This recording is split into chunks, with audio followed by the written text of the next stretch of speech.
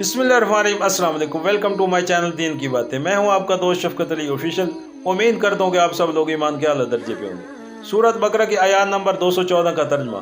फिर क्या तुम लोगों ने ये समझ रखा है कि यूं ही जन्नत का दाखिला तुम्हें मिल जाएगा, हालांकि अभी तुम पर वो सब कुछ नहीं गुजरा है जो तुमसे पहले ईमान लाने वालों पर गुजर चुका है। उन पर सख्तियां गुजरी, मुसीबतें आई, हिला मारे गए, हत्ता के वक्त का रसूल और उसके साथी अहले ईमान चीख उठे कि अल्लाह ताला की मदद कब आएगी।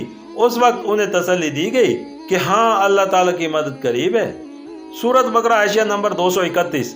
ऊपर की आयत और इस आयत के दरमियान एक पूरी दास्तान की दास्तान है जिसे जिक्र किए बगैर छोड़ दिया गया है, क्योंकि ये आयत खुद इसकी तरफ इशारा कर रही है और कुरान की मक्की सूरतों में जो सूरत बकरा से पहले नाजिल हुई थी, ये दास्तान तफसील के साथ बयान भी हो चुकी हैं।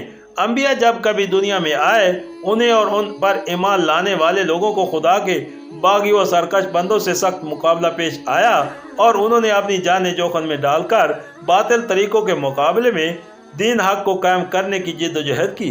इस दीन का रास्ता कभी फूलों की सेज नहीं रहा कि आमन्ना कहा और चैन से लेट गए। इस आमन्ना का कुदरती तकाजा हर जमाने में ये रहा है कि आदमी जिस दीन पर ईमान लाया है उसे कायम करने की कोशिश करे और जो तागूत उसके रास्ते में मुअज़्ज़म हो उसका जोर तोड़ने में अपने जिस्म जान की सारी कुव्वतें सर्फ कर दे। सूरत बकरा की आयत नंबर 215 का तर्जुमा।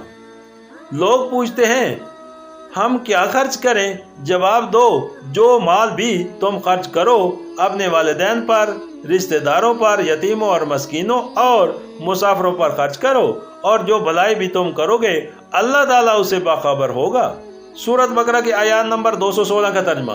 तुम्हें जंग का हुक्म दिया गया है और वो तुम्हें नागवार है। हो सकता है कि एक चीज तुम्हें नागवार हो और वही तुम्हारे लिए बेहतर हो, और हो सकता है कि एक चीज तुम्हें पसंद हो और वही तुम्हारे लिए बुरी हो।